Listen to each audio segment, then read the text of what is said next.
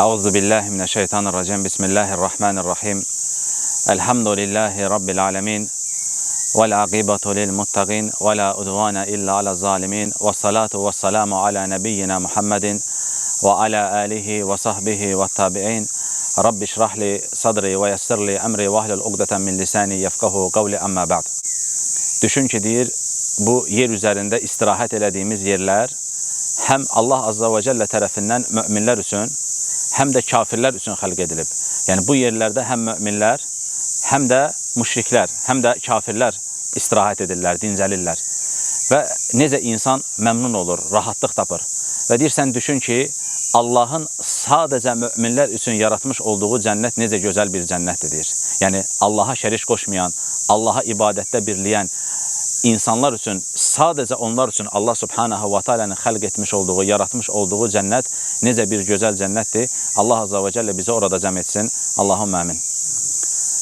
Və sonra əgər biz hamımıza sual verəcək olsaq ki, bu günləri ən çox itirilən şeylərdən birisi nədir desək, muhtemelen hamımızın verəcəyi ortaq cavab budur ki, qardaşlıq həqiqi mənada itirilə gedən ən böyük nemətlərdəndir. Vallahi, sümmə vallahi, hər gün biraz daha itiririk. Qardaşlığımızdan, qardaşlığın şirinliyindən hər gün biraz daha itiririk. Fəqət qardaşlıq itirilə biləcək bir nemət deyil. Necə imamlardan birisi deyir ki, əgər deyirsən, salih bir qardaşı itirsən, bil ki, deyir, bu dünyada böyük bir neməti itirmiş olacaqsan, deyir. Əgər sən salih bir qardaşı itirsən, bil ki, deyir, böyük bir neməti itirmiş olacaqsan. Və biz baxırıq, görürük, şahid oluruq ki, günü-gündən dünya bizi bürüdükcə, dünya bizi hər tərəfdən əhatə etdikcə, artıq qardaşlarımızla aramızda olan münasibət soyuyur. Artıq dünya üzərimizə axın-axın gəldikcə, qardaşlarımızla aramıza da eyni zamanda bir məsafə girir. Çünki artıq insanlar belə düşünməyə başlayır. Mənim Abdurrahimdən nə alacağım var, mənim filankəslə nə verəcəyim var. Halbuki biz anlamağımız gerəkən, başa düşməmiz gerəkən bir şey var ki, Allah Subhanahu wa Ta'ala bu qardaşlıq nemətini bizə heç bir şeyin müqabilində verib. Bizdən heç bir şey tələb etməyib, bizdən heç bir şey istənməyib. Bizlər bir-birimizi iman etdiyimiz zaman sadəcə və sadəcə Allah rızası üçün sevmişik. Başqa bizim heç bir qayəmiz, heç bir rızamız, heç bir təmənnimiz olmayıb. Yəni, əmin olun ki, bir insanın əgər dünyalıq bir dərdi olsa, dünyalıq üçün kiminsə yanında olmaq istəsən, bugün kafirlərin dünyalıqları daha çoxdur. Nə işimiz var ki, gələk bir-birimizlə vaxt keçirdək, nə işimiz var ki, gələk bir-birimizin yanında olaq. Əmin olun ki, İslamda olmayan, qeyri-müsliman olan insanların dünyavi imkanları da, başqa imkanları da daha çoxdur. Bizi bir araya gətirən şey əbədən maddiyyət ola bilməz, əbədən güc ola bilməz. Çünki bu başqalarında da var və başqalarından bunu əldə etmək daha rahatdır, çünki onlarda bu şey daha çoxdur. Bizi bir araya gətirən şey sadəcə və sadəcə tövhiddir. Sadəcə və sadəcə Allah Subhanahu wa Ta'ala'nın rızasıdır. Necə ki, o gün Peyğəmbər sallallahu aleyhi və səlləm gələndə onları bir araya gətirdi, yəni əshabı, biri qara, biri zənci, biri yəni yüksək vəzifəli olan birinin övladı, biri kölə, biri başqa bir yerdən gəlmiş, biri başqa bir yerdən hicrət etmiş. Peyğəmbər sallallahu aleyhi və səlləm qara, ağ demədən onları bir araya gətirdi və onları bir-birlərinə qardaş etdi. Yəni, Abu Bakr radiyallahu anhu ilə Bilal radiyallahu anhu arasında qardaşlıq baxımından heç bir fərq olmadı. Abu Bakr Bilalla qardaşlıq edir, Bilal da Abu Bakr radiyallahu anhu ilə qardaşlıq edir. Yəni, həqiqətən Allah Subhanahu wa Ta'ala'nın neməti olmasa, bizim bu neməti öz gücümüzlə əldə etməyimiz mümkün deyil.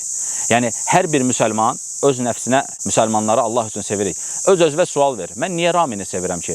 Mən niyə Zavidi sevirəm, Əlini sevirəm, Vəlini sevirəm, Zaurla mənim nə işim var, Ömərlə mənim nə işim var? Niyə mən bu adamı sevirəm? Niyə o xəstələnəndə mən üzülürəm?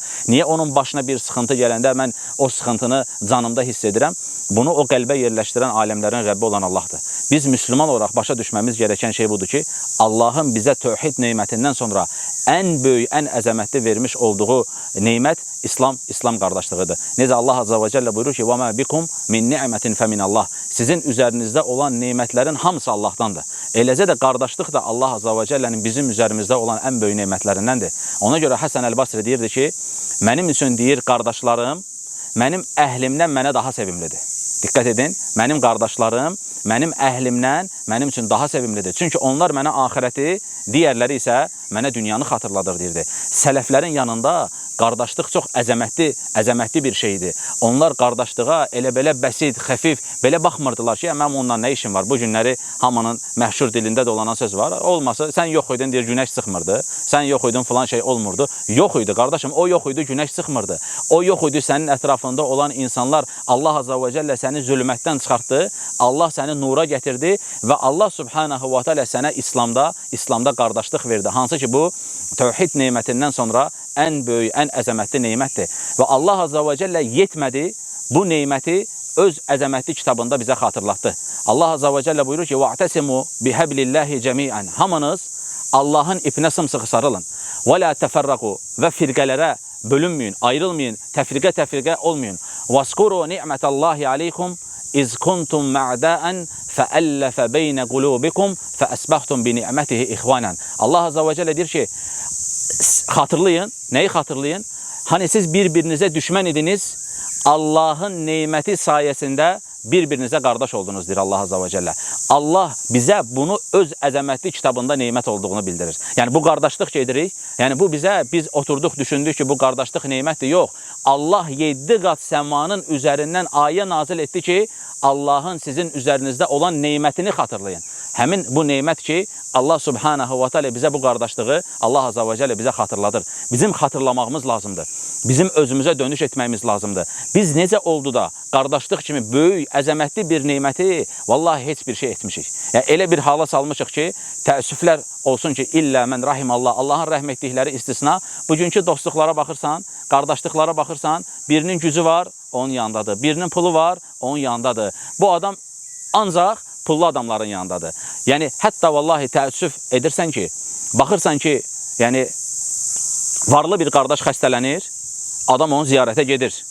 Kasıb bir qardaş xəstələnir, görsən ki, subhanallah, necə əcaibdir. Yəni, bizim o zaman cahiliyyədə nə fərqimiz oldu ki, bizim onlardan ayıran şey nədir ki? Yəni, adamın pulu var, mən onu ziyarət eləyəcəm, adamın pulu var, maddiyatı var, gücü var, mən onu soruşacam, halını, əhvalını, amma bir tərəfdə də qariban olan birisi var, fəqir olan birisi var, qapısını açan yoxdur. Qapısını açan yoxdur. Gəlirsən, deyirsən ki, bax, falan müslüman, yataq xəstəsidir, uzun illərdir müslüman idi, ayaqları tutuldu, beli tutuldu, yataqdadır. Adamı ziyarət etmək, tamam ziyarət edərik, üstündən bir həftə keçir, 10 gün keçir. Bəlkə o adamın uşaqları gözü qapıdadır. Bəlkə, yəni biz necə oldu da bu həssasiyyəti itirdik? Necə oldu da qardaşlarımıza qarşı bu şeyi, yəni sanki Allah Subhanahu və Teala bizə neymət vermişdi, biz o neymətin qədrini, qiymətini bilmədik, Allah bizdən o neyməti çəkdi aldı.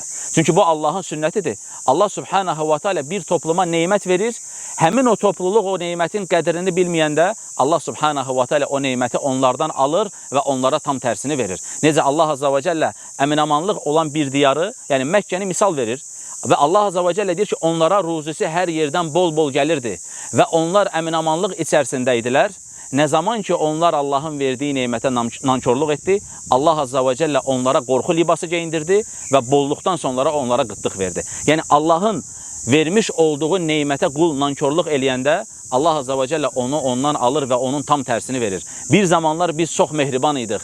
Bir zamanlar bizim bir-birimiz üçün canımız yanırdı. Bir zamanlar bir qardaş xəstələnəndə bütün müslümanlar onun qapısında saf-saf düzülürdü. Bir zamanlar bir müslüman bir dərdə düşəndə, bir sərə düşəndə onun dərdi ilə mənim dərdim arasında heç bir fərq yox idi. Nə oldu da Allah Subhanahu və Teala bu hissləri bizdən aldı, bu şirin neymətləri bizdən aldı. İndi isə baxırsan ki, müslüman qardaşlarına qarşı qəlbində heç bir şey qalmayıb, müslüman qardaşların qəlbində sənə qarşı bir şey qalmayıb, ancaq Allahın rəhm etdikləri istisna. Baxırsan ki, insanların halı, əhvalı həqiqi mənada Allah Azza və Cəllənin razı qalmış olduğu hal deyil. Biz düşünəcəyik, bunu necə oldu da itirdik, nə oldu da başımıza bunlar gəldi? Bir, Allah Azza və Cəllənin vermiş olduğu neymətlərə nankorluq etdik. Necə nankorluq etdik?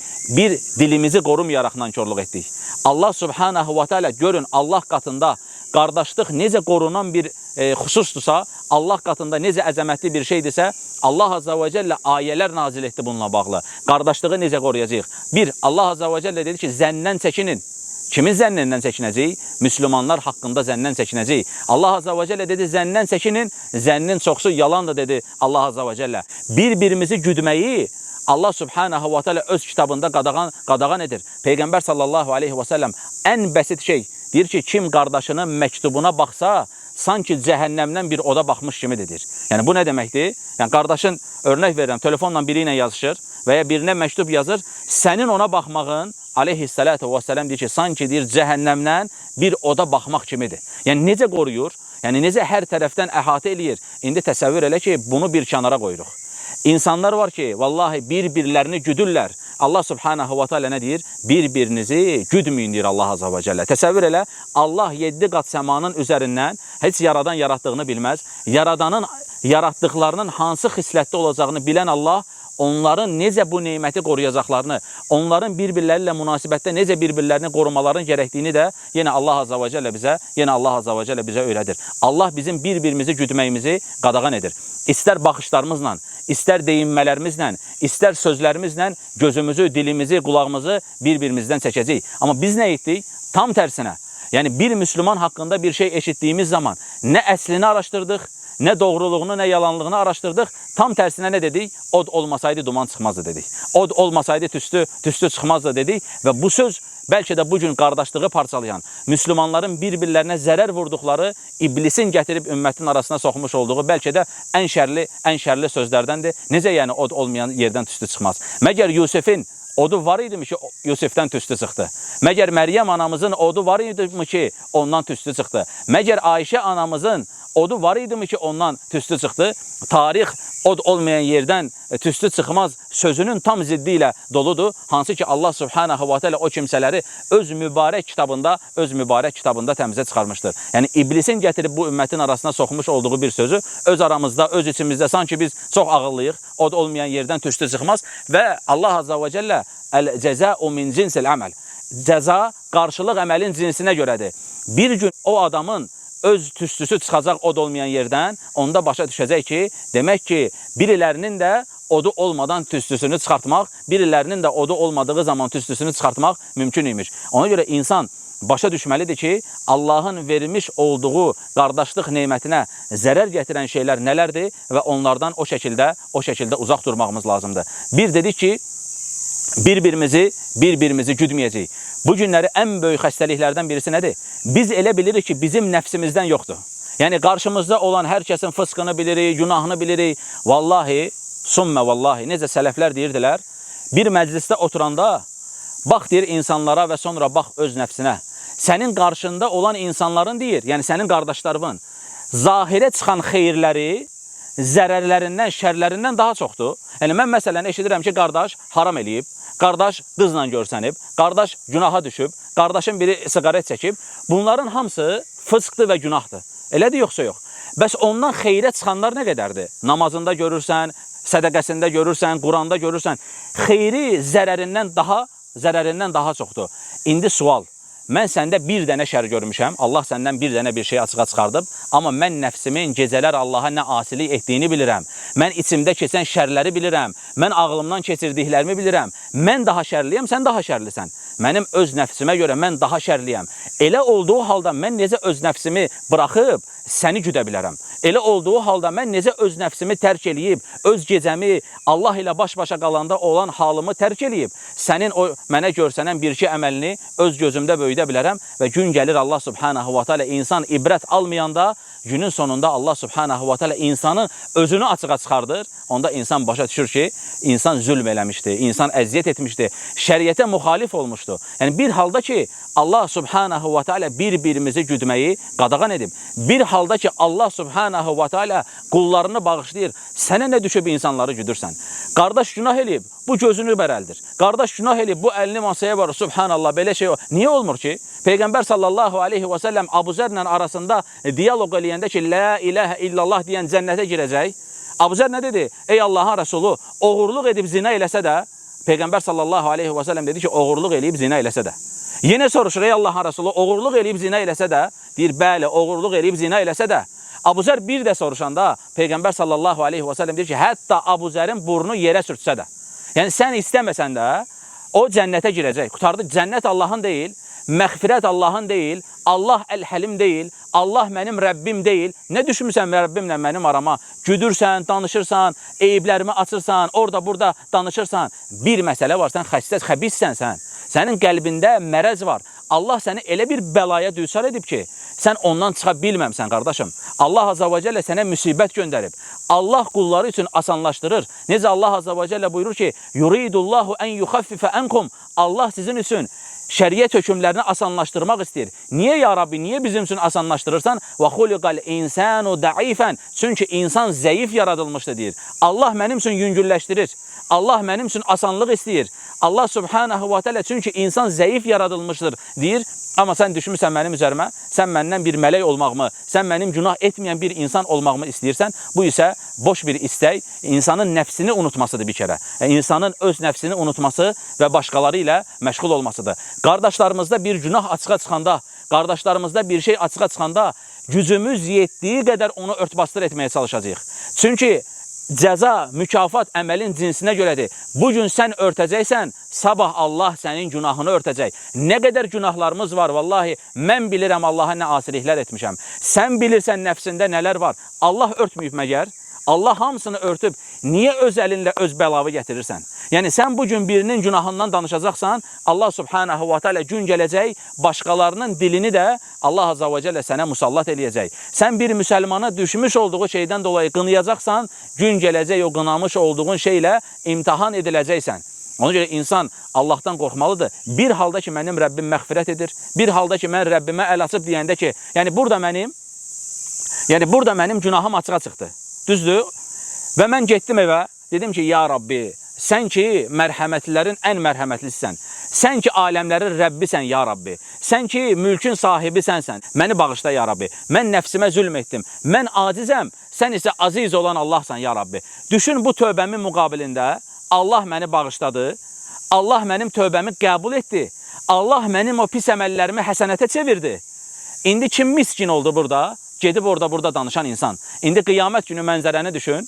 Gəlmisən, Allah sənin o dalınca danışdığın, günahından, eybindən danışmış olduğun adamı cənnətə qoyur.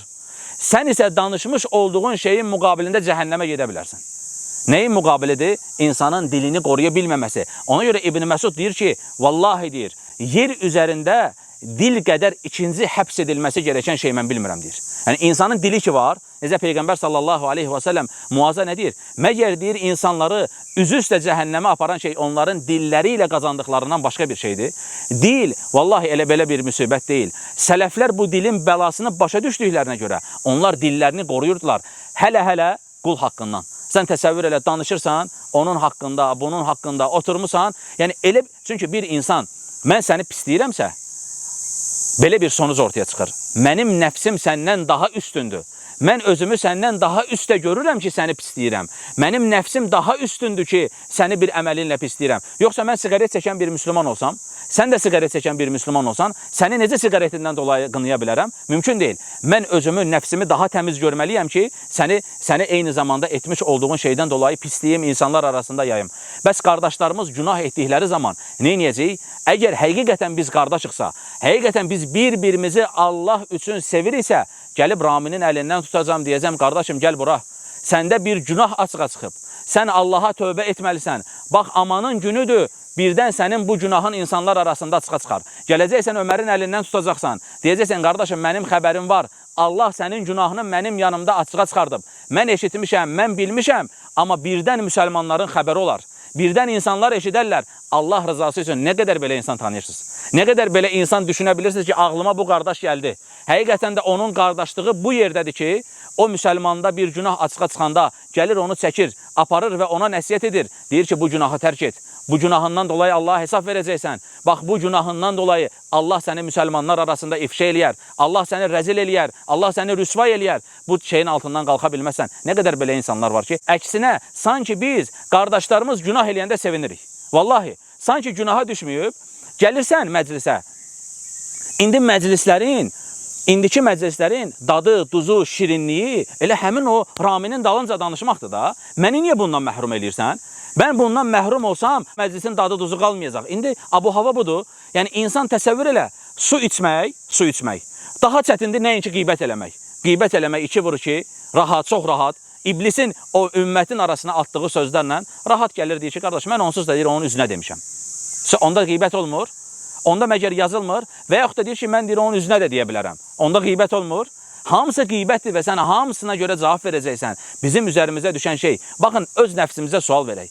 Hansı birimiz doğma qardaşımızın, doğma bacımızın eyiblərindən gəlib danışa bilər insanlar arasında? Mənim bacımın bir eybi var, mənim qardaşımın bir eybi var, mənim ailəmin içərisində bir günah var. Hansı birimiz gəlib rahat oturub onu danışa bilərik ki, bildin də mənim qardaşım da falan. Mümkün deyil. İnsan gücü nisbətində öz əhlinin qeybətini, öz əhlinin günahlarının üstünü örtür və sənin qardaşın idi. Demək ki, sən o dildə qardaş ola bilmirsən. Qardaşlıq buradan aşağı düşə bilməyib. Düşə bilmədiyinə görə rahat qeybət eləyə bilirsən, rahat gözqaş eləyə bilirsən. Bu günləri Allahın rəhm etdikləri insanlar istisna, heç kim bir-birindən arxayın deyil. Yəni, mən arxayın gedə bilirəmsə buradan, yəni mən maşınıma mindim, getdim. Rahatam ki, burada olan müsəlmanlar mənim haqqımda ancaq xeyir danışa bilərlər. Yəni, təsəvvür elə, bu necə böyük bir neymətdir. Amma sən təsəvvür elə, indi o qədər xəstəyik ki, o qədər xəstələnmişik ki, mən gedirəm, amma arxayın deyiləm. Görəsən, arxamca qeybət olacaq, yoxsa yox. Görəsən, mənim haqqımda danışacaqlar, yoxsa yox. İndi necə danışılır? Çox rahat. Göz qaşla, əl işarəti ilə, qaş-göz eləyərək, hamısı qeybətdir. Hamısı Allaha hesab veriləcək. Mə yəlfizu min qavlin illə lədeyhi raqibun atid. Elə bir tələffüz edilən şey yoxdur ki, deyir Allah subhanahu wa ta'ala. O ağızdan çıxsın, amma mələklər yazmasın. Hazır duran mələklər var, deyir. Vallahi biz unudacaq. Nə qədər bu günə qədər insanların arxasınca danışmışıq? Xatırlayırsan, axı?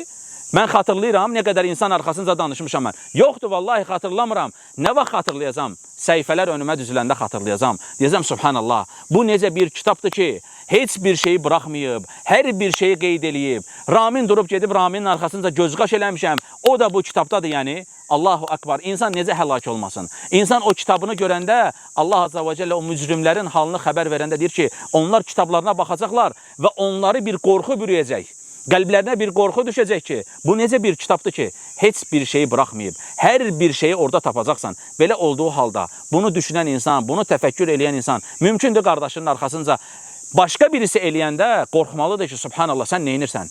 İndi necədir abu hava? Ən yaxşı halda qeybət eləməyənlər, Allahın rəhmətliklərini bir daha istisna edirəm, qeybət eləməyən neynir? Qarşıdakı danışır, bu sükut eləyir. Ola bilər, deyir. Bu günləri çox rahatdır insanların bir-biri haqqında danışdırmaq. Gəl elə belə denən ki, Ramin də bildin də, Ramində də problem var. O deyəcəm, mən bilirdim. Qardaş, nə bilirdin, subhanallah? Musib, sən problemli adamsan, sən başa düşməmsən. Sənin qardaşın qarşında necə Allah azza və cəllə vəsf eləyir? Sizdən biridir, ölmüş qardaşının ətini yemək istəyərmi, deyir? Yəni, sən təsəvvür elə biri, bir müslüman sənin qarşında müslüman qardaşının ətini yiyir. Allah bunu buna bənzədir. Siz ki, bundan diksindiniz, deyir. Sən də deyirsən ki, mən də bilirdim. Bitdi. Hətta heç bir şey deməsən, hətta sükut etsən belə, qiyamət günü cavab verəcəksən. Sən deməlisən, qardaşım, mənim qardaşım haqqında danışırsan. Mümkündürmü ki, sizdən biriniz gəlib mənim doğma qardaşım haqqında danışsın, mən isə sükut eləyim. Mənim doğma bacım haqqında danışsın, mən isə sükut eləyim. Mümkündür? Deyil, vallahi. Mütləq insan onu müdafiə eləyəcək. Mütləq insan deyəcək ki, gözlə mən bu məsələni araşdırım. Bəs biz qardaş idik. Bəs bizim qardaşlığımız bütün qardaşlıqların üstündəydi. Bəs biz Allah subhanahu wa ta'lənin innəməl mu'minuna ixvatun. Həqiqətən yalnız və yalnız möminlər qardaşdır və biz bunu iman etmişdik. Biz həqiqətən qardaş olmuşduq. Allah bizi qardaş etmişdi. Harada qaldı bu şeylər? Demək ki, biz bir şeyləri danışırıq. O şeylər bizim boğazımızdan aşağı düşməyibsə, biz həqiqətən o qardaşlığı qoruya bilməmişiksə, vallahi bunun hesabı olacaq. İnsan Allaha hesab verəcək. Nə edəcəyik? Qəflətə düşdüyümüz yerdə insanıq. Şeytan bizi aldadacaq. Çünki şeytan, Allah subhanahu wa ta'ala deyir ki, şeytanın addım izləri ilə getməyin. O sizin apaçıq bir düşməninizdir, deyir. Şeytan istəyər ki, sənin o qıldığın gecə namazı var, qiyamət günü elə eləsin ki, o səndən çıxsın. Sənin o verdiyin sədəqə var, istəyir ki, qiyamət günü o səndən çıxsın, onu səndən çıxartsın. Necə çıxardacaq? Ya əməli puç eləyəcək, ya riya gətirəcək, ya bunu da eləyə bilmədiyi zaman mütləq səni elə bir günaha soxacaq ki, qul haqqı. Qiyamət günü gedəcəksən ki, o gecə ibadət etmirsən, indi Fuad gəlir, deyir ki, ver o ibadəti mənə. Sən ki, mənim dünyada arxamca danışmısan, sən ki, mənim qeybətimi eləmirsən, sən ki, mənim arxamca gözqaş eləmirsən, gətir mənim haqqımı ver, gətir o gecə namazını ver mənə. Təsəvvür eləsən, gecə dünyada qalxmısan, soyuq su ilə dəstəmaz almısan, gecənin içində, yorğanı üstündən qaldırmısan, əzm göstərmirsən, qiyamət günü gəlir, sevmədiyin bir adam hansı ki insan kimin qeybətini eləyir? Sevmədiyi bir adamın, sevmədiyin bir adam gəlir səndən o gecə namazını götürür. O gecə namazının savabını səndən götürür. Biri gəlir o Quran oxumağı götürür. Biri gəlir səndən başqa bir şeyi götürür. Ona görə Peyğəmbər sallallahu aleyhi və səlləm müflis hədisini xatırlayın. Nə dedi? Bilirsinizmi müflis kimdir? Peyğəmbər sallallahu aleyhi və səlləm soruşanda sahabə dedi, ya Rasulallah, dinarı dirhəmi olmayan kimsə. Peyğəmbər sallallahu aleyhi və səlləm dedi, xeyr, müflis o kimsədir ki, qiyamət günü gələcək, onun haqqında filan sözü deyib, bunun haqqında filan şey danışıb və əməllərindən götürülür və geriyə heç bir şey qalmır. Qalmadığı təqdirdə nə olur? Həmin insanın etdiyi günahlar digər insanın üzərinə gəlir. Yəni, bu qədər mi çətindir ki, biz həm bir-birimizi sevmək zorundayıq, həm Allah bizi nemət verib, bizi bir-birimizə qardaş edib, həm biz bu şeyləri etdiyimiz zaman qardaşlığa zərər getiririk, Allaha asili eləyirik və bundan da özümüzü qorumuruq. Başqa bu İslam qardaşlığına zərər getirən şeylərdən bizlər bir-birlərimizin əmanətlərini tərk etdik. Bu əmanət məfhumunu geniş düşünə bilərsiniz.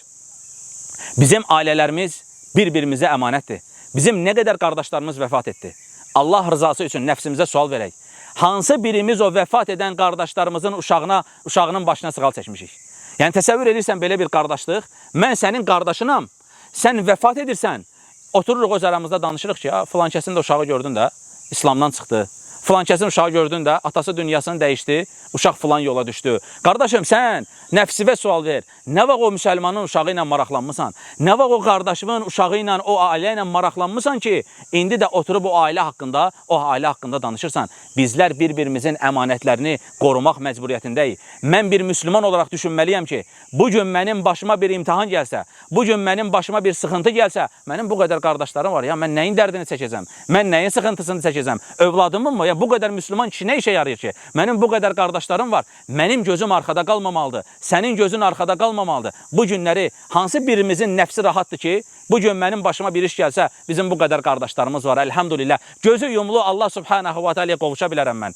Rahat bir şəkildə ölə bilərəm mən. Rahat bir şəkildə başıma nə imtihan gəlsə, əlhamdülillah, ailələrim salamat yerdədir, övladlarım salamat yerdədir. Deyə bilən var bunun içimizdə. Subhanallah, necə əcaibdir, necə Allah bizə nemət vermişdi, biz hardan hara gəldik, biz hardan hara düşdük, buradan çıxmaq da yenə bizim üzərimizdədir. Allahın bizə vermiş olduğu bu nemət, bu qardaşlıq neməti ki var, onun qədrini, qiymətini biləcəyik. Bir-birimizin əmanətlərinə öz əmanətimiz kimi yaxınlaşacağıq. Çünki bugün mən Raminin əmanətini qorumasam, sabah mənim öldüyüm zaman, mənim başıma bir imtihan gəldiyi zaman, Allah da məni o şeylə imtihan eləyəcək. Oturacam bir yerlərdə, niyə müsəlmanlar gəlmir deyəcəm. Çünki biriləri imtihan gəldiyi zaman, birilərinə sıxıntı gəldiyi zaman sən də əlini qolunu bağlayıb oturmuşdun. Bilmirdinmi ki, bir gün dönüb dolaşacaq, o əməllə qarşılaşacaqsan? Bilmirdinmi ki, bir gün o şeylə imtihan ediləcəksən, qardaşlarımızın əmanətlərinə sahib çıxacaq. O qardaşlarımız bir-birimizə o qədər rahat olacaq ki, Ramin rahat olacaq, Ömər rahat olacaq, Əli, Vəli rahat olacaq ki, insanın bu həyatda ən çox narahat olduğu şey nədir? Övladıdır, ailəsidir, zövcəsidir. Elhamdülillah, bu qədər müslümanlar var, mənim bu qədər qardaşlarım var, mənim qorxacaq, narahat olacaq. Onlardan gözümün ucu ilə belə baxıb onlara narahat olmaram. Biz bu şəkildə qardaş olmaq məcburiyyətindəyik. Biz bu cür qardaş olduğumuz təqdirdə ancaq bir-birimizi həqiqi mənada sevə bilərik. Biz bir-birlərimizin əmanətlərinə sahib çıxdığımız müddətcə həqiqi mənada qardaş ola bilərik. Amma nə edirəm, sən mənlə kebab yeməyə gələndə qardaş olmusan, sən mənlə voleybol oynamağa gələndə qardaş olmusan, amma mənim başıma bir imtihan gəlib, sənin əzərin, sənin izin, tozun yoxdur. Bu qardaşlıq deməkər. Vallahi o kebablıq qardaşından, oyun oynamaq qardaşlığından harda istəsən tapa bilərsən. Amma imtihan anında olan qardaşlığı heç yerdə Allah azza və cəllə rəhm eləməsə, Allah o qəlbləri birləşdirməsə, sən o neməti heç harda tapa bilməzsən. Biz bir-birimizi bu cür sevməliyik. Biz bir-birimizi bu cür qorumalıyıq. Əks halda görəcəyik ki, Allah subhanahu wa ta'ala bizi çox, yəni necə Peyğəmbər sallallahu aleyhi və səlləm xəbər verir ki, hər gələn gün öncəkindən daha pis olacaq. Biz o daha pisə getməmək üçün bir Allaha dua eləyəcəyik. Allahın bizim üzərimizə təyin etdiyi hədləri qoruyacağıq. Bir-birimizin haqlarını qoruyacağıq. Biri bizim qardaşımıza zərər vurmaq istədiyi zaman sanki mənə zərər vurur. Sanki sən gəlib Ramin haqqında danışanda məndən danışırsanmış kimi mənə təsir etməlidir. Deməliyəm, qardaş, dayan. Ramin burada yoxdur. Mən indi Ramini çağıracam. Mən indi əlini çağıracam, sizi qarşı-qarşıya gətirəcəm. Bismillah, oturun, danışın, mən də sizi dinləyəcəm. O qədər insanlar xəbisləşiblər ki, vallahi adam qeybət eləyir, adam nəmmamlıq eləyir, deyir ki, sənə əmanət eləyirəm, deyir. Qardaş, belə əmanət olur. Sən gəlirsən mənə, təsəvvür elə ki, mənim doğma qardaşım haqqında danışırsan və sonra da deyirsən ki, sənə əmanət edirəm. Belə bir əmanəti doğma qardaşın haqqında götürərsən, doğma bacın haqqında götürərsən belə bir əmanət, mümkündür, mümkün deyil. Deyəcəksən, qardaşım, gözlə, səbirli ol. Çağıraq həmin adamı, vallahi nə qədər belə çağırmışıq, yoxdur insanlar.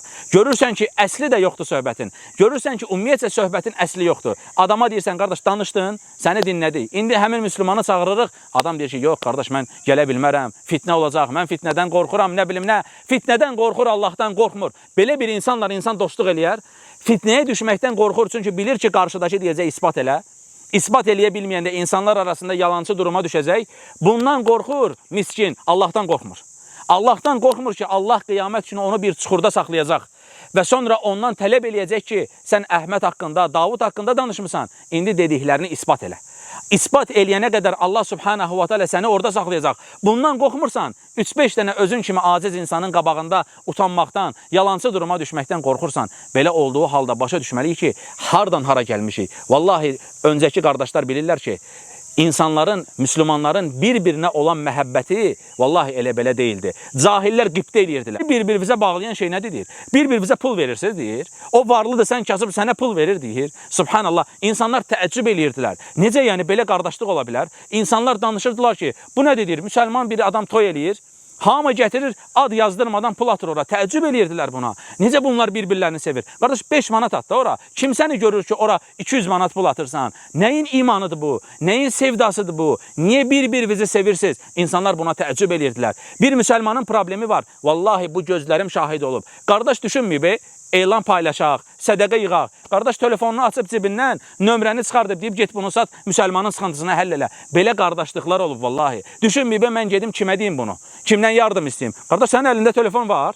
O telefon müsəlmanın sıxıntısını aradan qaldırır. Vallahi nömrəni çıxardıb telefonu ortaya atıblar. Belə qardaşlıqdan, belə dostluqdan sonra insan bu hala düşməsi, insanın bu şeylərə şahid olması, necə o gözəl bir təam yeyərsən və bir daha o təama qayıda bilməzsən, bir daha o dadı ala bilməzsən, sanki ona bənzəyir. Bu dadı alan, bu şirinliyi dadan insanlar başa düşürlər. Bilirlər ki, Allah necə böyük bir nemət vermişdi və bu neməti ortadan qaldıran ən böyük fitnələrdən birisi də nə oldu? İnsanların bir-birləri ilə ixtilaf etməyi oldu. Çünki Allah Azza və Cəllə qadağan etmişdi. وَلَا تَنَازَعُوا فَتَفْشَلُوا وَتَذْهَبَ رِيحُكُمْ Allah Azza və Cəllə demişdi ki, bir-birinizlə mübahisə etməyin. Yoxsa ruhdan düşər və zəifləyərsiniz demişdi Allah. Biz bir-birimizlə mübahisə etdik, biz bir-birimizlə cədəl etdik və sonuc, aqibət də ortadadır. Halbuki sahabə də bir-biri ilə ixtilaf etmişdi.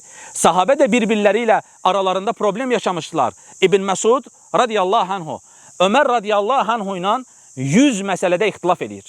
Diqqət elə, 1 yox, 2 yox, 3 yox, 100 məsələdə Ömərə müxalif olur.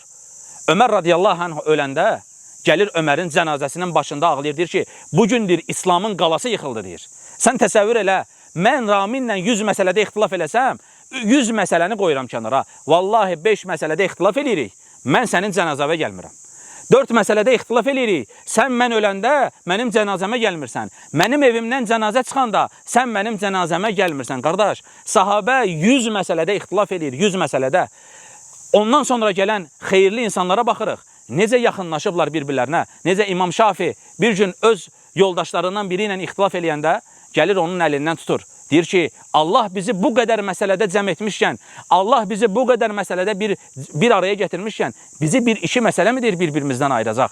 Baxırsan ki, onlar necə qoruyublar bunu? Onlar necə bu xüsusda möhkəm olublar? Necə onlar başa düşüblər ki, ixtilaf araya girsə, həqiqətən insanlar bir-birlərindən parçalanacaqlar, insanlar bir-birlərinə düşmən olacaqlar. Bugün müsəlman insan oyaq olmalıdır. Başa düşməlidir ki, məni qardaşımdan soyudacaq şey nədir? Çox mübahisə etməyim ki, Allah bunu qadağan edib. Etmə qardaşım. Denən ki, İxtilaf etdik, bir məsələ haqqında tartışdıq, ola bilər ki, mən yanlışam, o doğrudur. İmam Şafi mübahisə etməyə gedəndə deyir ki, ya Rabbi, dua eləyir. Deyir ki, ey Rəbbim, elə et ki, deyir, haqq onun dilində olsun, onun dilindən haqqı mənə öyrət, ya Rabbi. İndi sən təsəvvür elə, belə bir mübahisə yönü bugün təsəvvür eləyə bilirsən, mən gələcəm sənə bir şey izah eləməyə, sənlə söhbət eləməyə gələcəm, amma dua eləyirəm ki, ya Rabbi, elə ki, haqq Abdullahın dilində olsun, Abdullah mənə öyrətsin. Subhanallah, necə insanlar, necə hal yaşayıblar, necə bir iman gətiriblər, necə məsələləri başa düşüblər. Nəinki elə qardaş, adam bilir ki, haqsızdır.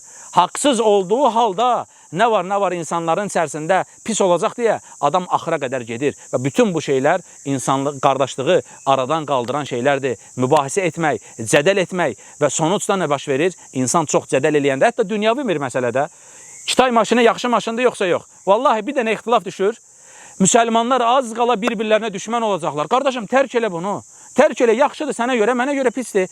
Mənə görə pisdir, sənə görə yaxşıdır. Biz ədəbi belə öyrənə bilməmişik. Biz bir-birimizlə söhbət etməyi belə öyrənə bilməmişik. iPhone yaxşıdır, Samsung yaxşıdır. Bir saat məclisdə qırğın gedə bilər yəni. Subhanallah, necə insan bu hala düşə bilər? Necə insan o kimliyini, o mürüvvətini aşağı sala bilər? Yəni, nə vaxt Allahın dini üçün bu qədər oturub mücadilə etmişik ki, bizim övladlarımız böyüyür. Sən gəl mənlə bu məsələdə mücadilə apar ki, qardaş, meçid açmaq lazımdır, mən deyim, yox, mədrəsə açmaq lazımdır, sən denən məktəb açmaq lazımdır, mən deyim, kurs açmaq lazımdır. Nə zaman bunun üzərində mübahisə etmişik? Mümkündür belə bir şey? Mümkün deyil. Ancaq şeytanın gətirib aramıza saldığı boş şeylər və o boş şeylərin müqabilində araya girən soyuqluq, araya girən düşmənçilik, ədəb qaydalarına da diqqət eləyəcək. Bir-birimizlə olan münasibəti qorumaq istəyiriksə, qardaşlığımızı qorumaq istəyiriksə, bir-birimizlə həddindən artıq zarafat etməyəcək. Çünki sələflər deyərdilər ki, zarafat dostluğun çəpəridir. Zarafat insanların bir-birinin yanında dəyərini itirən şeylərdir. Mən bir qardaşımla zarafat eləyə bilərəm, bir qardaşımla deyib, gülüb əylənə bilərəm, amma həddimi aşdığım təqdirdə, həddimi aşacaq olsam, görəcəm ki, özüm də nə qədər olub içimizdə hiss eləmirsən ki, bir şeylər səhv getdi. Ya biri sənə bir söz deyir, ya sən birinə artıq bir söz deyirsən, görürsən ki, qəlb sənə etiraz edir. İçərdən qışqırır ki, sizin münasibətiniz doğru deyil. O sənə bu sözü deməməli idi və yaxud da sən ona bu sözü deməməli idin. Baxırsan ki, o həddə gəlib çatır ki, insanlar bir-birlərlə istehza eləyir, onun qarnı ilə, onun çəkisi ilə, onun burnu ilə, ha belə insanlar bir-birləri ilə istehza eləyə-eləyə sözdə bu insanları güldürür. Güldürmürsən, qardaşım, sən təlxəyli eləyirsən. Sən təlxəyli eləyirsən və həmin o təlxəyliyin sonucunda qardaşlığa zərər gətirir. Bu günləri nə qədər insanlar görür ki, o qədər cılızdaşmışıq ki, elə bilir ki, bir-birini utandıranda bu yaxşı oğlan olur. Bu insanlar içərisində hörmətli olur. O pərt elədiyi də aciz duruma düşür, miskin duruma düşür. Belə qardaşlıq ola bilər yəni. Biz bütün hədlərə, hüdudlara diqqət etməliyik. Qardaşlığımızı qorumaq istəyiriksə, bu şeylərə mütləq nəzarət etməliyik. Baxdıq ki, bir-birimizə qarşı həddimiz aşır, bir-birimizin əlindən tutacaq. Qardaşım, bax, burada bunu etmək olmaz. İnsanlar içərisində bu məsələni danışmaq olmaz. Hətta təklikdə olsan fərq etməz. Hədd var, Allah subhanahu wa ta'ala hədlər təyin edib. O həddə aşmaq olmaz. Biz nə qədər bir-birimizlə çox diyaloqa girsək, görəcəyik ki, həmin o diyaloqların sonucunda bir-birimizə olan hörmətimiz qalmayıb. Artıq mən Zauru elə belə çağırıram, Zaur məni elə belə çağırır, Fuad elə belə məni çağırır, mən Fuadı elə belə çağırıram. Yəni, bir-birimizə hörmət etmədən belə bir şey ola bilər, belə qardaşlıq qoruna bilər, mümkün deyil. Ciddi olan insanlar hər yerdə ciddidirlər. Ciddidən qəsd etmiş olduğum şey hər kəsin qaşqabaqlı oturması anlamına gəlmir. Deyəcəyik də, güləcəyik də, əylənəcəyik də, amma həddimizi aşmayacaq. Necə baxın, siz bir müəssisəyə girin, məsələn, bir banka gir, bir həkim, bir xəstəxanaya gir, adi otağın içərisində görürsən ki, iki həkim bir-biri ilə deyir, gülür, həddini aşır bir-birlərinə qarşı, sənə təsir edir. Buna bax, həkim adamdır, bunların danışığına bax. Girirsən banka, görürsən orada bir-birlərinə artıq əksi zarafat edirlər, sənə təsir edirsən, bunlara bir ədəb əxlaq öyrədən olmuyor. İndi biz müsəlmanıq, ən şərəfli yoldayıq, ən izzətli yoldayıq. Bir baxmalıyıq ki, qıraqdan bizə baxanlar var. Biz bir-birimizə gözəl xitab etməliyik. Bir-birimiz üçün o qəlbimizdə bir şeylər varsa, dua eləməliyik. Allahım Fuadı bağışla, Allahım Zaura rəhm elə. Çünki qardaşım biri danışır, deyir ki, vallahi deyir, praktikamda sabitdir, deyir. Mən deyir, o zaman ki, deyir, müsəlman qardaşla deyir, bir arada qalırdım və deyir, onun hiss eləyirdim ki, şeytan artıq onu mənə pis göstərməyə başlayıb. Artıq deyir, onun elədiyi hər şey mənə qızıq gəlirdi. Bu gün də olur, məsələn, bir-birimizi hər gün görəndən sonra baxırsan ki, heç nə yoxdur. Adam sənə qarşı qızıqlanıb və ya sən adama qarşı qızıqlanmısan. Əslində, düşməni tanısaq, şeytan da oynayıb səndən, onu sənə başqa formada göstərir, səni ona başqa formada göstərir. Qardaş deyir ki, əl astım Allaha dua elədim ki, ya Rabbi, sən filankəsi bağışla. Ya Rabbi, sən filankəsi cənnətin ən üst məqamını al, ya Rabbi. Onun bütün günahlarını xeyrə çevir. Deyir, onun üçün dua eləməyə başladım. Gördüm ki, deyir, qəlbimdə ona qarşı bütün o qızıqlıqların hamısı xeyrə çevrildi. Biz də hansı bir müsəlmana qarşı içimizdə bir şey hiss eləsək, əl açıb Allaha dua eləyək ki, ya Rabbi, onu bağışla. Allah Azza və Cəlləyə dua eləyək ki, ta ki bir-birimizə qarşı olan o qızıqlıq, o iblisin oyunları bərabərində ortadan qalxmış olsun. Son bir məsələ, dedik ki, biz bir-birimizdə günah görəndə bir-birimizdə Allaha asilik görəndə, bir-birimizdə xəta görəndə mütləq, amma mütləq onu bir-birimizə nəsiyyət eləyəcəyik. Və nəsiyyəti edərkən də əsla və əsla insanlar içərisində, insanların gözü önündə nəsiyyət etməyəcəyik. O qardaşımızı kənara çəkəcəyik, ona o formada nəsiyyət eləyəcəyik. Və necə imamlar xatırladırlar, deyirlər ki, əgər bir insan qardaşına gözəl nəsiyyət etməsini bilmirsə deyir, o deyir Allahın Azza və Cəllənin kitabında Musa ilə Fironun qissəsini xatırlasın deyir. Allah Azza və Cəllə deyir, yer üzərinin ən xeyirli insanını, yəni Musanı, yer üzərinin ən şərli insanının yanına göndərir, yəni Fironun. Və Allah Musaya xitabən deyir ki, İzhəbə ilə Fir'əvnə innəhu tağa, fəqulə ləhu qavlən leyyinə, ləalləhu yətəzəkkəru əv yaxşə. Allah Azza və Cəllə deyir ki, Firona gedin, çünki o həddini aşdı, o tağut oldu, gedin deyir, ona yumşaq söz deyin. Umulur ki, o Allahdan qorxar və umulur ki, o öyüd nəsiyyət alar. Alimlər deyirlər ki, Allah yer üzərinin ən xeyirli insanını bir tağutun önünə göndərir. Fəqət Allah Musaya deyir ki, onunla yumşaq danış. Əgər biz Fironun önünə gedəndə Allahın bizə əmri onunla yumşaq danışmaqdırsa, bəs biz qardaşlarımıza qarşı necə yumşaq olmalıyıq? İmamlar deyirlər ki, əgər bir insan qardaşına bu şəkildə müamilə etmirsə, demək ki, ya o Musadan daha xeyirlidir, ya da onun qardaşı Firondan daha zalımdır. Belə bir şey ola bilər. Nə mən Musadan daha xeyirli deyiləm, nə də sən Firondan daha zalım ola bilməzsən. Allah Subhanahu wa Ta'ala bir insana öyüd verən olaraq göndərirsə, nəfsimdə olan bütün qızıqlığı qoyacam bir kənara, deyəcəm, ya Rabbi, necə istəyirsən onunla danışım. Sən ki, məni Fironun önünə göndərəndə ona yumşaq söz deyən Rəbsən, qardaşımla görüşə gedəndə, qardaşıma nəsiyyət edəndə, qardaşımı islah etməyə gedəndə mənə acaba sən nələr deyərdin, ya Rabbi? Sən mənə nələr öyrədərdin, ya Rabbi? O şəkildə qardaşlarımızın yanına gedəcəyik, o şəkildə qardaşlarımıza müamilə eləyəcəyik, o şəkildə bir-birimizin əlindən tutacağıq. Əgər biz bunları etməsək, əgər biz bir-birimizin əmanətlərinə sahib çıxmasaq, əmanət dediyim bu günləri ifsad olan əmanətlərdən birisi nədir? İnsanların sözlərinə, insanların qardaşlarının əmanətlərinə sahib çıxa bilməməkdir. Qardaşın sənə əhlini əmanət edə bilər, malını əmanət edə bilər, sözünü əmanət edə bilər. Bugün nəinki ailə, bugün nəinki mal, vallahi sözü əmanət edə bilmirsən, söz. Buradan deyirsən ki, qardaş sənə bir şey danışıram, amma əmanətdir, mənim sirrimdir. Vallahi gün bir, səhər hamı bilir. Səhər hamı bilir. Yəni, üzərindən çox keçmir. Bir gün keçir, baxırsan ki, əksər insanların xəbəri var. Subhanallah, bu məgər müsibət deyil. Bu məgər sən təsəvvür elə. Bu xəfifə almış olduğumuz şey ki var. Mən şahid olduğum, qulağımla eşitdiyim bir cümləni sizə deyəcəm. Qardaş bir qardaşa deyir ki, niyə bu məsələdən danışmısan? Axı deyir, mən sənə əmanət eləmişdim. Cavab verir, deyir ki, onsuz da deyir, biləcəkdilər də. Sən təsəvvür edirsən, onsuz da biləcəkdilər, qoy mənim əlimlə bilsinlər. Yəni, bu adam başa düşsə ki, neyniyir? Yəni, onsuz da sənə xəyanət ediləcəkdi, xəyanət edənlərin birincisi mən olmaq istədim. Təsəvvür elə, bu insan qiyamət günü Allahın önünə insanlar sinif-sinif gələcəklər də, düzdür? Təsəvvür elə, Allah qiyamət günü sənə xitab edərək deyir ki, ey xain, gəl, qardaşına xəyanət edən kimsə gəl.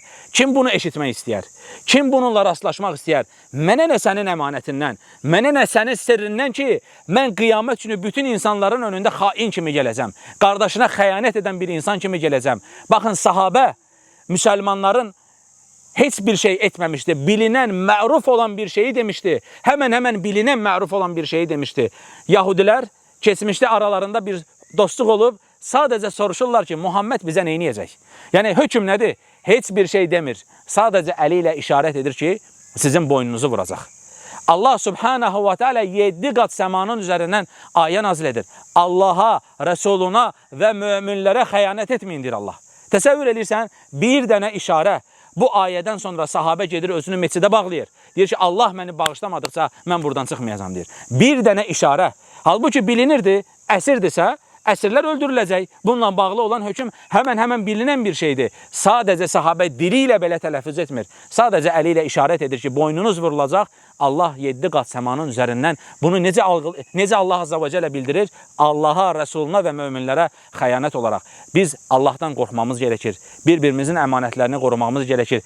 Sənin əmanətin mənim yanımda xəfif ola bilər. Sənin əmanətin mənim yanımda dəyərsiz bir əmanət ola bilər. amma sənin həyatını dəyişə bilər. Sənin həyatını alt-üst edə bilər. Sənin həyatını çevirə bilər. Və yaxud da heç bir şey olmasa belə, sənin əmanətin mənim yanımda əmanət olmalıdır. Biz əgər əmanət anlayışını qorumasaq, biz bütün bu şeylərdən Allaha tövbə etməsək, geriyə qayıtmasaq, həqiqətən də günü-gündən daha bərbad olacaq. Əvvəllər 100 nəfər idisə, indi 50 nəfər isə gün gələcək 3-4 nəfər oturacaq, bir-birimizin üzünə baxacaq. Əmin olun ki, o 3-4 nəfərin də bir-birinə nə əmanəti, nə qardaşlığı, nə də sevgisi ola bilməz. Əksinə bu gün insanların oturması, yeməsi, içməsi nəyin üzərindədir? Çay içək, yemək yeyək, çayxanada oturaq, oyun oynayaq, nə bilim nə edək. Bunun üzərində bir dostluq, qardaşlıq var. Bu da hara qədərdir? O yemək orada olana qədərdir. O oyun olana qədərdir. Nə zaman ki, nəfsin həvası oradan qalxdı, qardaşlıq bitdi. Bu gün Allahın rəhm etdikləri istisna. Sən bir müsəlmana zəng elə, denən ki, səhər saat 6-da qardaş mənim problemim var. 50 dənə müsəlmana zəng elə, görəcəksən ki, oradan 5-10 nəfər gəlsə Allah həmd elə ki, əlhamdülillah, səhər saat 6-da mənim 5-10 dənə dərdimə gələn müsəlman var. O 50 nəfərə denən ki, səhər saat 6-da dənizə gedəcək. Kabab olacaq, bir qardaşın əqiqi var. Gör orada 45 nəfər oradadır, yoxsa yox. Vallahi oradadır. Yəni bu, bizim xəyal etdiyimiz şeylər deyil, gündəlik yaşadığımız, şahid olduğumuz şeylərdir.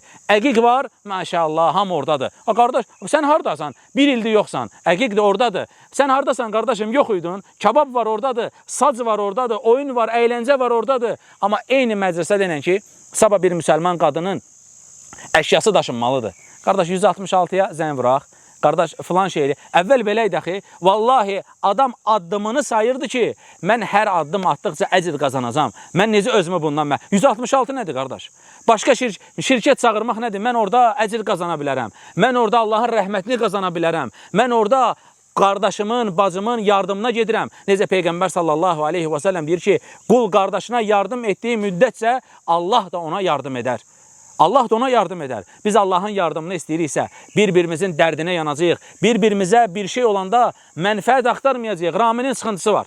Ramin mənim onun yanında olmağımı istəyir. Vallahi qiyamət günü gələrsən ki, Allahın mümin quluna bir kəlmə ilə yardım etmirsən. Sıxıntıda olub, darda olub, evdə olub. Yəni, elə bir darda olub ki, elə bilib ki, dünya başına yıxılıb. Gəlib demirsən ki, Ramin, qorxma, Allah bizimlə bərabərdir. Allah sənə yardım eləyəcək. Bu sıxıntıları bir gün Allah sənin üzərindən qaldıracaq demirsən. Sən gedəndən sonra Raminin qəlbinə elə bir fərahlıq gəlib ki, Allah onu elə bir şəkildə qəlbinə rahatçılıq endirib ki, sən buna səbəb olmusan. Təsəvvür elə, bundan insan xəbəri olur, xəbəri olmur. Qiyamət günü gəlirsən ki, elə bir əməl tərəziyə qoyulub ki, sən o əməl səbəbilə cənnətə gedirsən. Yəni, qiyamət üçün Allah tərəzi quracaq, günahlar savablardan çox olsa, Allah səni bağışlamasa cəhənnəmə gedirsən.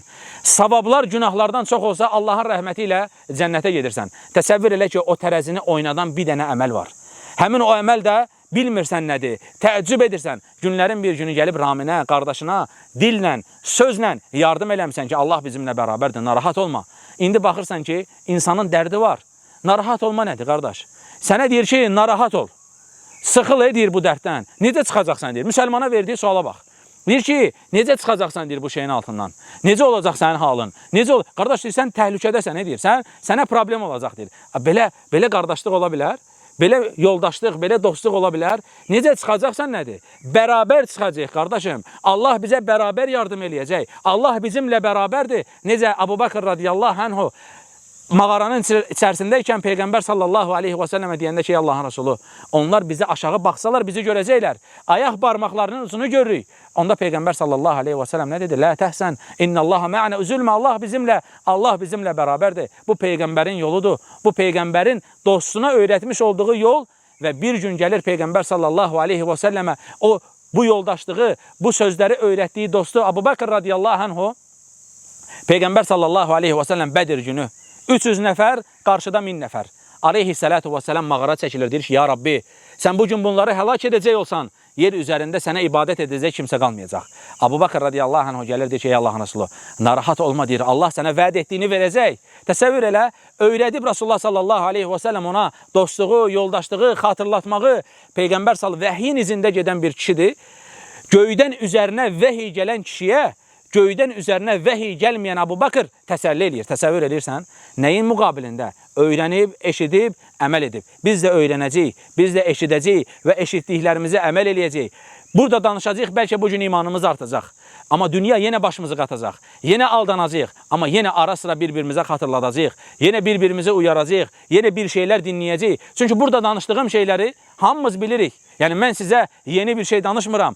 Allah Azza və Cəllə onlara xatırlatmaq möminlərə fayda verir deyir. Biz bir-birimizə xatırladacağıq, bir-birimizi islah etməyə çalışacağıq. Bu zaman da qardaşlıq, dostluq bərqərar olmuş olacaq. O qardaşlığın şirinliyini, o qardaşlığın nemətini bərabərində dadmış olacağıq. Allah Azza və Cəllədən istəyirəm ki, Allah bizim etmiş olduğumuz bütün günahları bağışlasın. Allah Azza və Cəllədən istəyirəm ki, Allah bizi həqiqi qardaş olan insanlardan etsin. Allah bizi bir-birimizə qarşı sadiq olan kişilərdən etsin. Əmanətlərini qoruyan kişilərdən etsin. Allah Azza və Cəllə bizə elə bir qardaşlıq nəsib etsin ki, bizim gözümüz nə malımızdan, nə canımızdan, nə ailələrimizdən, heç bir şeydən arxada, gözümüz arxada qalmadan bizim qardaşlarımız arxamızdadır dediyimiz qardaşlar bizə nəsib etsin. Allah Azza və Cəllə xainləri safımızdan təmizləsin. Allah xainləri ifşa etsin. Allah Azza və Cəllə xainləri rüsva etsin. Allah Azza və Cəllə o insanlar ki, müsəlmanların arasına nifaq salmaq istəyir. Müsəlmanlar bölünəndə o sevinir. Müsəlmanlar parçalananda o sevinir. Allah Azza və Cəllə o islah edilməlidirsə, Allah onu islah etsin. İslah edilməyəcəksə Allah Azza və Cəllə onları saflarımızdan təmizləsin.